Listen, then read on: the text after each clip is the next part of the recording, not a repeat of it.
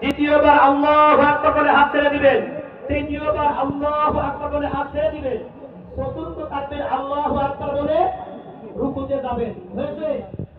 আবার বলবো, আরেকবার বলে দিই, শুনেন।